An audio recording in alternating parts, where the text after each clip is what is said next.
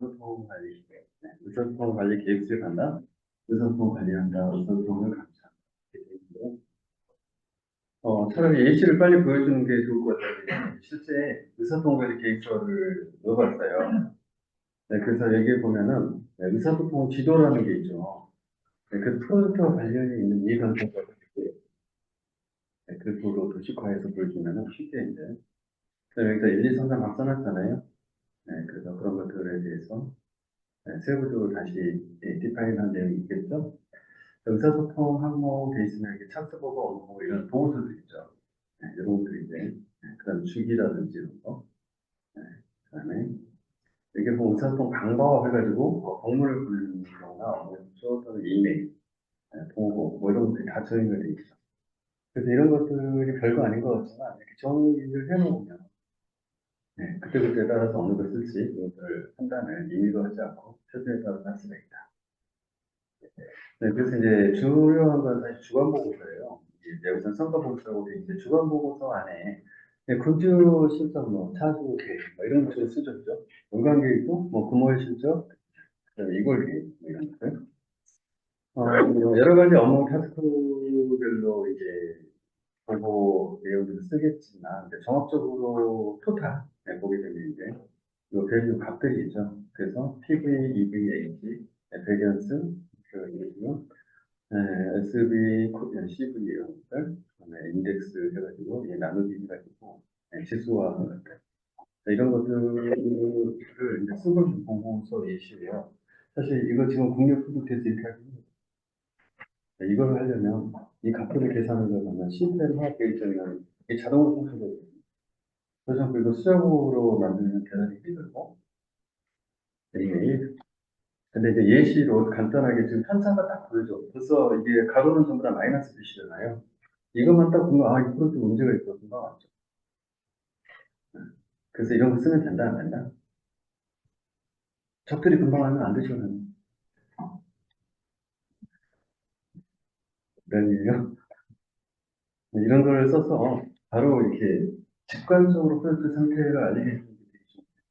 그래야 나중에 최종 시점을 가가지고 망가지지 않지. 미리미리 워닝을 빨리빨리 될 수 있게 직관적으로 만드는 게 필요한 거죠. 뭐 PM하고 어쩌고저쩌고 예를 들어서 프로젝트 관리 파트, 뭐 운영 1파트, 운영 2파트, 금주 실적 차주 계획 한 이거만 크게 무슨 의미가 있겠어요. 종합적으로 이 프로젝트 오너의 단체 입장에서 그래서 지금 프로젝트가 마이너스야. EVU 마이너스인데요. 그럼 뒤에 업무 내용 다 설명할 필요 없어요. 뭐 때문에 이렇게 물어보고 그거 어떻게 하면 좋지 돼? 방안이 뭐야? 음, 핵심만 안 찔러서 이야기를 할 수 있어요. 그다음 프로젝트 이제 이용관리입니다. 이용관리 계획 수립, 이용 식별, 정성적 이용 분석, 정량적 이용 분석. 이게 굉장히 중요합니다. 이게 순서가 중요해요. 정성적 이용 분석하고 그다음 정량적 해야 된다. 그다음에 여기에서 키워드가 프로젝트 이용의 우선순위를 지정. 그다음 프로젝트 목표에 미치는 영향을 수치로 분석. 이게 키워드예요. 너무너무 중요한 겁니다. 그다음에 이제 이용 대응 계획 수립, 이용 대응책 관련 여러 가지. 그래서 계획 수립이나 식별. 계획 수립은 이 나머지를 하는 것을 지금 쓰고 있는 게 계획 수립이에요. 그죠? 분석 어떻게 할 거며, 그죠? 식별 어떻게 할 거며, 그거를 지금 계획 수립에 다 담는 겁니다. 그리고 나서 이제 요 써진 대로 수행을 하면 됩니다. 그죠? 그래서 이용 식별 수행하고, 식별된 것들 가지고 정성적, 정량적 분석 수행하고, 그리고 이제 이용 대응 계획 수립하고, 대응적 분야는 이런 식으로. 그래서 요 계획 수립하고 하는 게 항상 앞에 있는 이유가 나머지 이거를 어떻게 할지를 이 계획 수립에서 해야만 가능한 것이다. 지금 전체 구조가 다 그렇게 돼 있어요. 프로세스들은. 자, 이용 관리의 절차가 올바르게 나열되어 있어. 그렇게 하면서 이 정량적 정성을 뒤집어놓고 이렇게 이제 찾아내라. 뭐 이게 항상 이제 많이 나와요. 그래서 알아두시라. 저는 이 이용 관리에 해당 활동별로 내용이 올라가는 거죠. 이렇게. 그러고 나서 정성적인 거기다가 미치는 영향을 수치로 본다. 이렇게 하면 틀린 거잖아요. 음, 네. 프로트 이온 범주, 프로트 헬기스적인 외우적인 물질. 이렇게 해서 이런, 이거를 RBS라고 합니다. 리스크 브레이크다운 스트럭처. 네, 그래서 범위에 대해서 할 일, 워크 브레이크다운 스트럭처 하는 WBS가 되고, 위험을 이렇게 나눠서 보여주는 건 이제 RBS, 리스크 브레이크다운 스트럭처가 됩니다.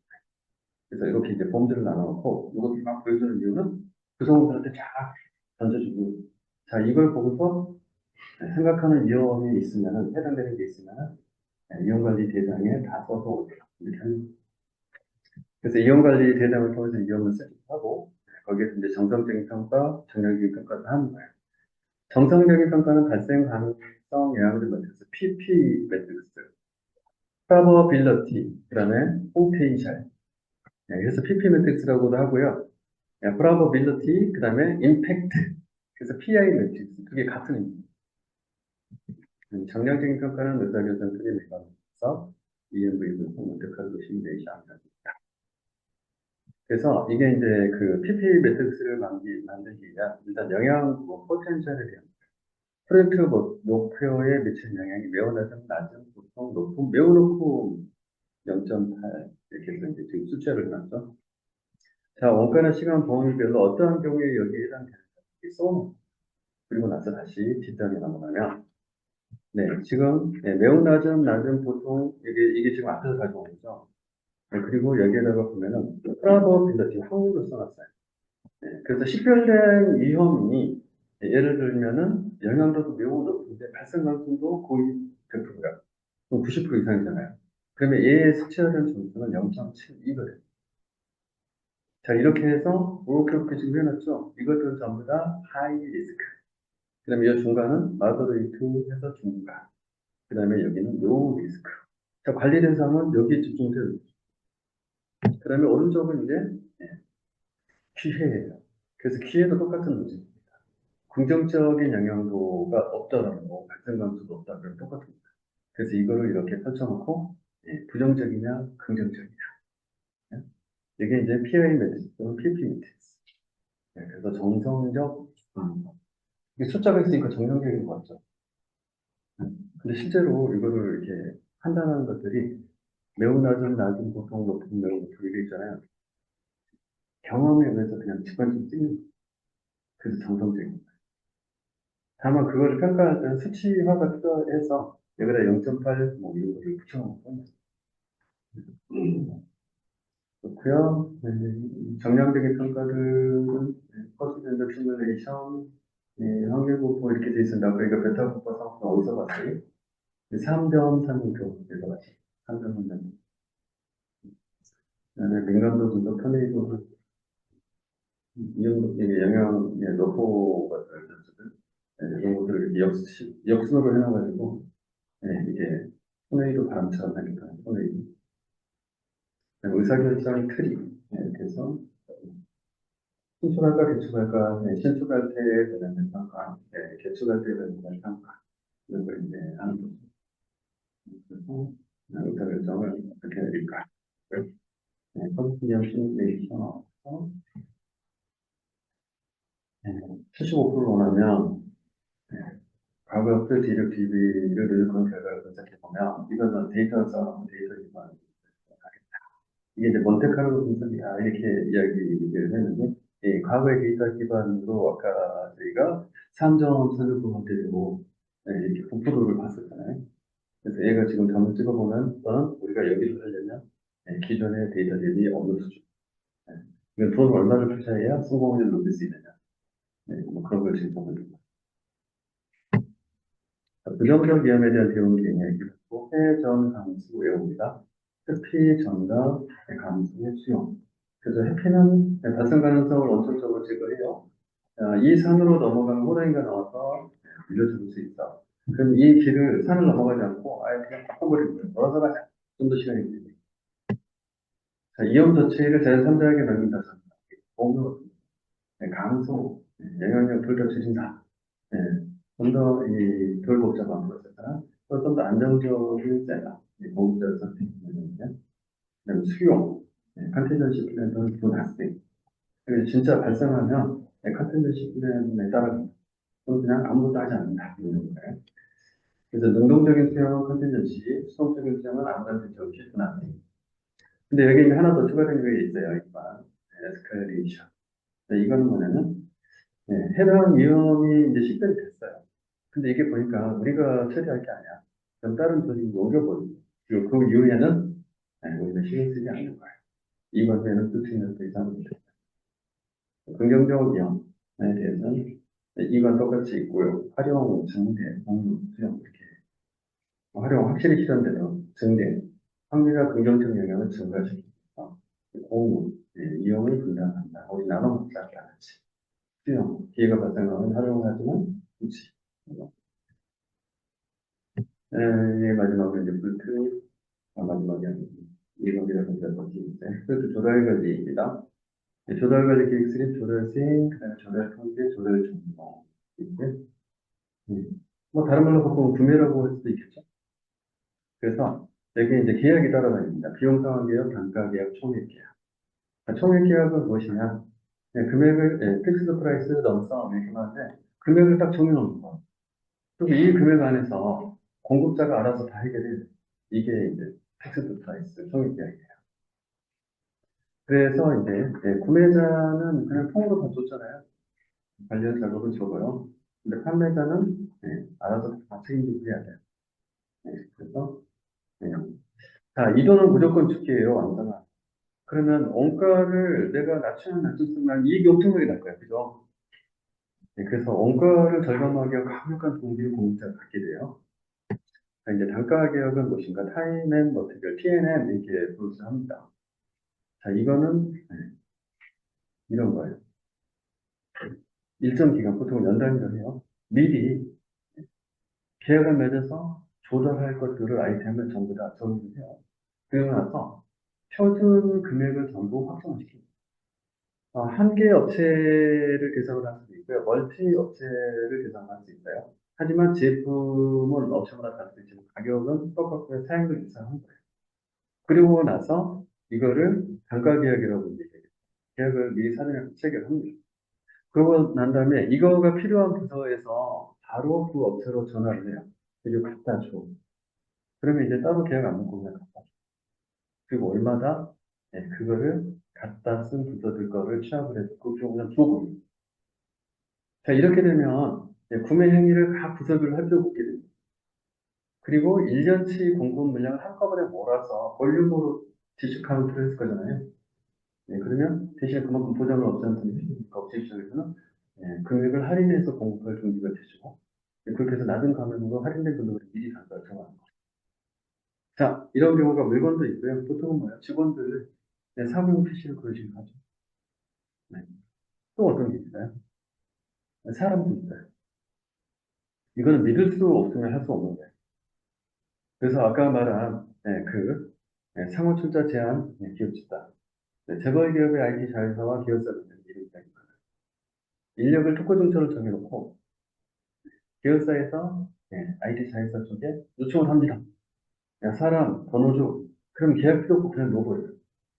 그러고 나서 월마다 투입된 멤버수를 계산해가지고 정산을 받는 것이죠. 이렇게 하면 계약에 뭐 검토하고 막 계약을 하고 이런 행정적인 처리에 기간이 소요되지 않죠. 그리고 그런 거를 처리하기 위한 불필요한 인력이 없어져요. 이것들을 우리가 단가 계약, T&M, 네, 비용 상환 계약. 이건 코스트 리임버서블이라고 하는. 네, 이게 이제 비용 상환을 한다라고 하는 것은 이것은 뭔가는 좀 보조를 시키기 위한. 이런 경우도 좀 어느 때냐. 자, 입찰을 붙였는데 아무도 응하지 않아요. 근데 해야 돼. 이런 경우에는 왜 아무도 응하지 않았을까요?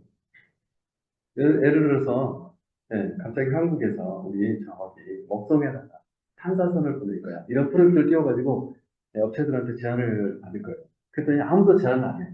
안 하겠죠. 제안 안 하면 돈이 얼마 들어갈지를 그다음에 성공할 수 있을지 알 수 없다. 맞죠? 근데 이런 특성을 가진 사업은 주로 전국 구택 사업이에요.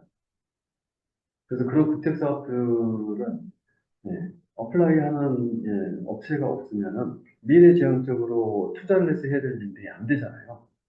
자, 이런 경우에는 자, 제안을 하세요. 그런데 원가 들어간 거를 증빙하면 그 돈 다 줄게요. 그냥 플러스 이윤 몇 프로를 붙여드릴게요. 하고 조건을 건. 그러면 어때요? 예, 완성에 대한 책임이 없고요. 원가 들어간 거 증빙만 하면 그 돈을 주겠다. 네, 그래서 계약 방식이 비용 상환, 코스트 리임버스블.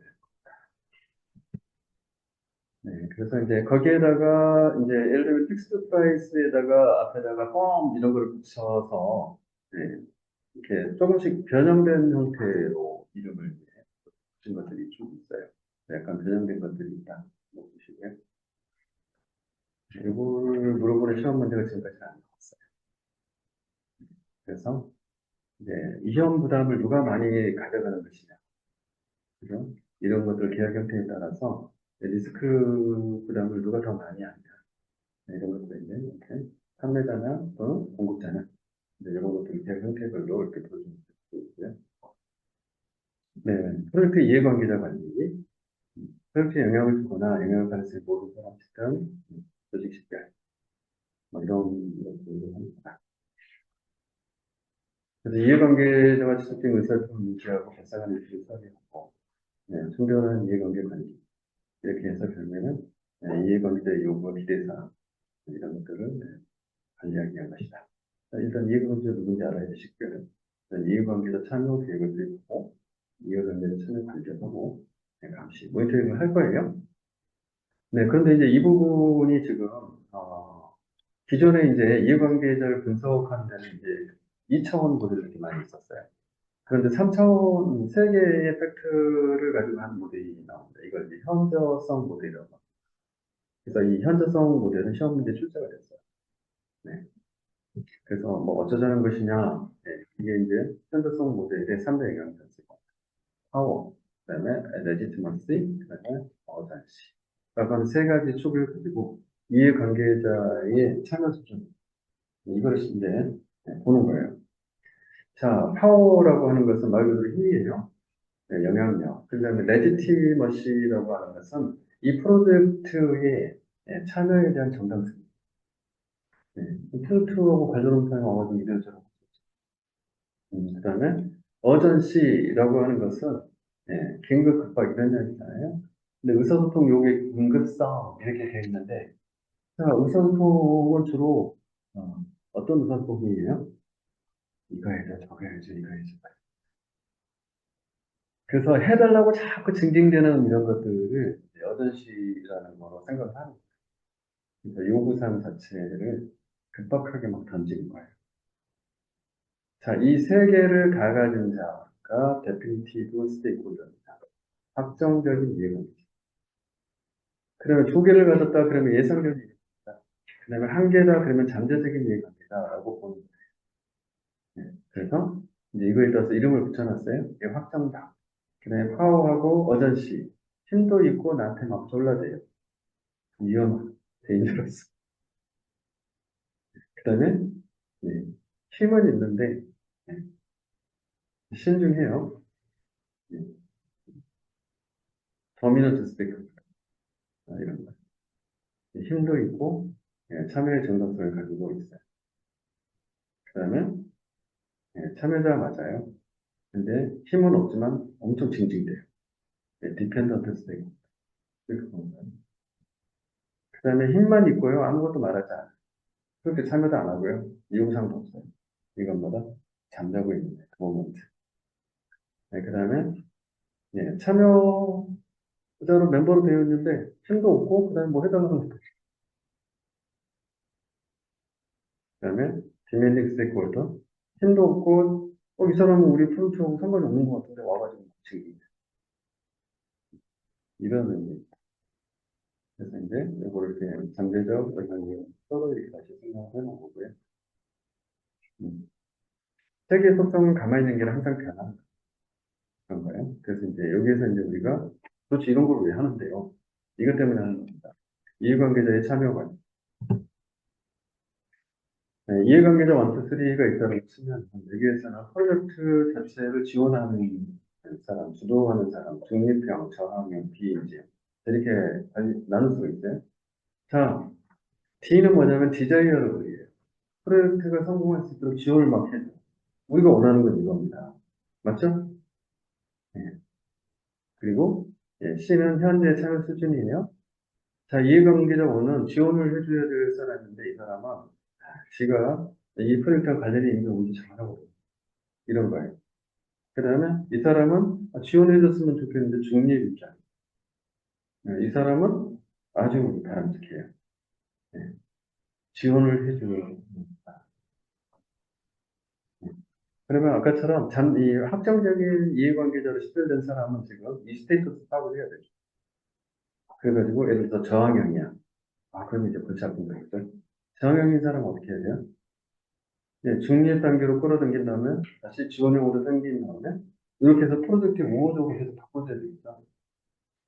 이런 전략을 세우는데 이제 저런 분들이 필요해요.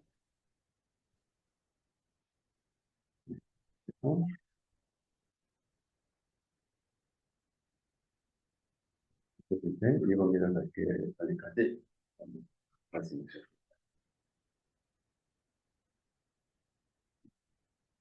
끝날 시간이네요. 이건 이제 에이션 6 기준으로 달라진 것들을 참조해 보시라고 나비있고요. 그래서 전통적인 PM의 컨셉에서 에자일 스크럼으로 가게 되는 거예요. 그러면 스크럼에서는 스크럼 마스터가 PM이잖아요. 과거의 말은. 이런 것들을, 그래서 이제 스크럼 마스터, 프로젝트. 그럼 PO, 그럼 프로젝트 오너. 그런 것들 한번 보십사하고 이제 그렇게 한 거고요. 실제로는 PM 보기 7판까지 나와 있고요. 지금 PMP 시험은 7판 기준으로 보고 있어요. 근데 7판 기준으로 가면은 변동사항이 아주 심하게. 그래서 저희가 배웠던 10대 지식 영역이 안 나와요. 어떻게 바뀌어버렸냐. 이렇게 바뀌었어요. 그 스탠다드 포 프로젝트 매니지먼트. 그리고 프로젝트 매니지먼트 프린시플 이런 것들 얘기해요. 그 다음에 여기 보면은 프로젝트 매니지먼트 바디 오브 날리지의 퍼포먼스 도메인 해가지고 이런 게 이제 기재로 그래서 갑자기 혼란을 갖게 됩니다. 그래서 요 각각의 프린시플이나 이런 것들이 기재로 목차 자체가 이렇게 바뀌어버렸어요.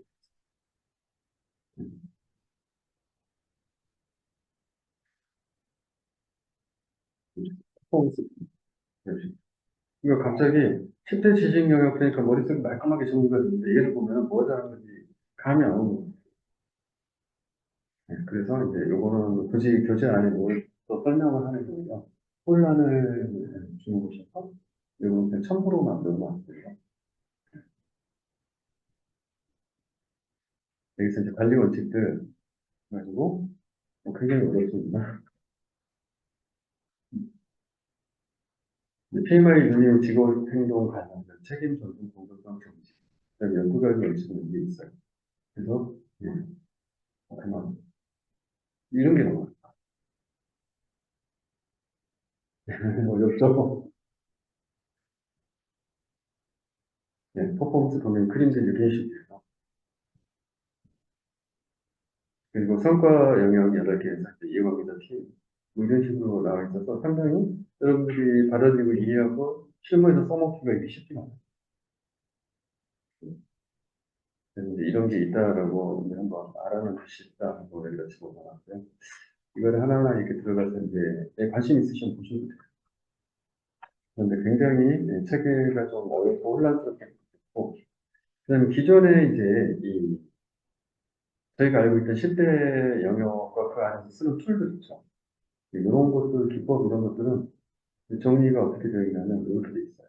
뒤에 모델 방법 3,000m라고 하는 첨부에 가게 되면 이 퍼포먼스 도메인하고 그런 것들을 전부 다 묶어놨어요. 그래서 이제 이걸 보고 전부 찾아내기 작업해야 된다.